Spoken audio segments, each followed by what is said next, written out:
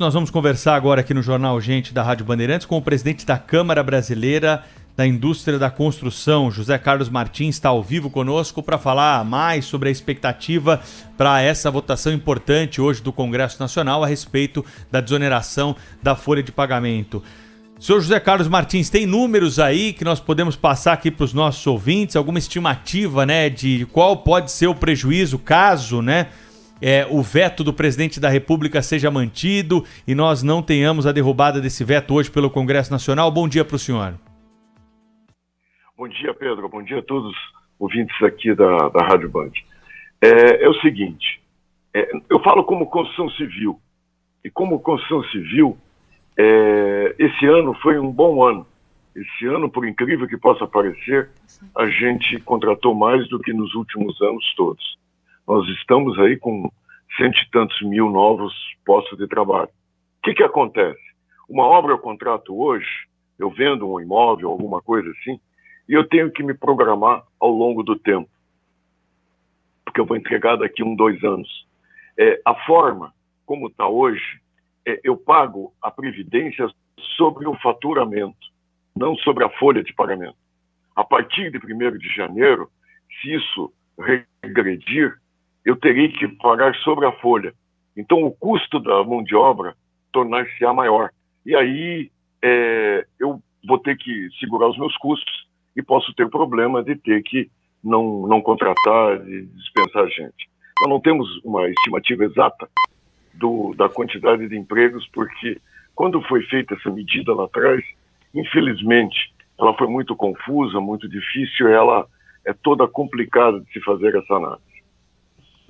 Presidente, muito bom dia, bem-vindo ao nosso programa. Eu queria saber do senhor o seguinte, a gente vê, né, percebe que há esse risco aí de aumento de custo da empresa, custos totais no custo, nessa questão aí da reoneração da folha de pagamento, mas há alguma estimativa sobre, porque é claro que o empresário repassa o custo para o seu cliente. Quanto isso representará de repasse de custo para o consumidor final, quer dizer, para o cliente final, ao fim e ao cabo, ou pela via do imposto ou pela via do repasse de custo, quem vai pagar mesmo essa conta é a clientela, né, da construção civil. O senhor poderia falar mais sobre isso?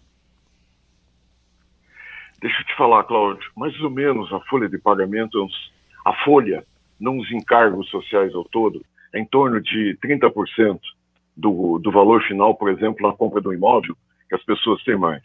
Se eu botar 20% sobre isso, eu estaria encarecendo nesse percentual de 6%.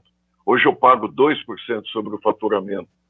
Então eu tenho aí, no mínimo, um acréscimo de 4%, 5% que terá que ser repassado para o comprador do meu imóvel.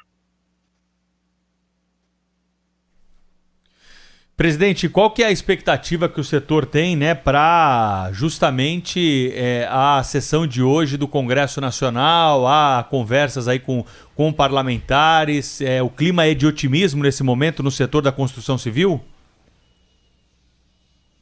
Você sabe, Pedro, que nós estamos muito preocupados, porque os movimentos de ontem à noite, com a falta de acordo de lideranças e tudo isso, nos preocupou bastante o problema do quórum agora pela manhã, né? Mas a gente acredita que o Congresso Nacional, que é sensível às demandas nacionais, e principalmente no momento como esse, que é um momento de necessidade de empregos, sim, ele teria que ter essa sensibilidade e votar isso o quanto antes. Um dia desses me perguntaram qual é o time. O time eu acho que está uns 3, 4 meses para trás, porque, vamos dizer, você está chegando ao final do ano. O mês de dezembro, por natureza na construção civil, é um mês de dispensas, é um mês que você perde o contingente de trabalhadores. Se nós entrarmos numa expectativa de 2021, também com desestímulo ao emprego, teremos muitos problemas para manter esse contingente atual de funcionários. Presidente José Carlos Martins, presidente da Câmara Brasileira da Indústria de Construção, uma vez derrubado o veto presidencial, a desoneração na folha de pagamento, a indústria da construção para 2021 tem expectativas positivas? Muito positivas, Mariana, muito positivas. Porque durante a pandemia nós tivemos um crescimento nas vendas. E a venda de um imóvel é sinônimo que eu vou ter que entregar no futuro. E ao entregar no futuro, eu tenho que construir. Construir é contratação de gente. Esse, quem sabe, seja a maior preocupação. Entende? Nem é tanto a dispensa, mas é a não contratação. Por quê? Esse eu acho que é o ponto básico. Se eu não derrubar o veto, eu vou tributar sobre a folha de pagamento. Então, vamos dizer, quando eu tenho um salário de R$100, eu pago 20 para a Previdência. Quando o regime que nós temos hoje, ao invés de pagar o 20 sobre a folha, eu pago um percentual de 4,5% sobre o valor da minha venda. Você compreende? Então, vamos dizer, eu vendi para você um apartamento. Agora eu tenho que ficar dentro do meu custo para poder te entregar. Aí eu vou trocar o trabalhador por uma máquina. Ao invés de contratar 50 trabalhadores, eu vou contratar uma grua. Eu vou contratar uma carregadeira. Eu vou trabalhar. Vamos dizer, eu vou substituir o emprego pelo investimento numa máquina. Isso não é bom para o Brasil. Porque eu vou ter que te entregar o imóvel e vou ter que te entregar ao preço acordado. Esse é a gente tem falado muito de desoneração, mas o problema básico é a mudança da base de cálculo. A gente não pode encarecer a folha. A gente tem que dividir. Você quer ver um outro ponto fundamental? O nosso setor, 62% pela PNAD, não contribuem para a Previdência. É um setor com muita informalidade. Ou seja, quando você tributa o faturamento, você pega todo mundo. Quando você tributa a folha, você só pega os formais, que são aqueles aos quais nós representamos. Então você cria uma falta de isonomia de tratamento muito grande. Isso é muito ruim para todo mundo. Que acaba jogando para a informalidade uma grande parcela dos trabalhadores. Exatamente. Quando você aumenta o custo, é um estímulo à informalidade. A gente tem que fazer o contrário. A gente tem que capacitar para serem mais produtivos, a gente tem que botá-los dentro da formalidade. Isso é básico, é uma bandeira nossa de décadas. Mas essa na melhor das hipóteses, né, presidente?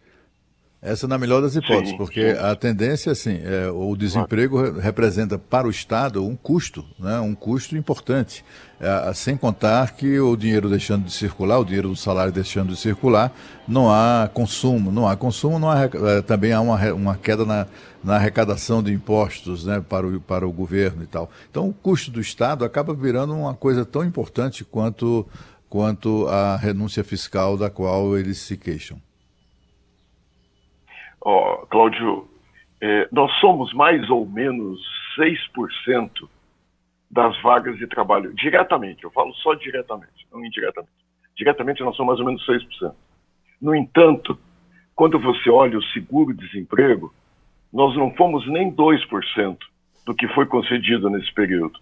Ou seja, graças à nossa atividade, a nosso ambiente de contratação de trabalhadores, nós acabamos reduzindo o nosso custo perante o seguro-desemprego.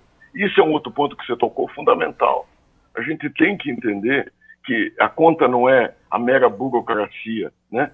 Tem a ver todos os outros pontos. Vou te dizer outro ponto importante.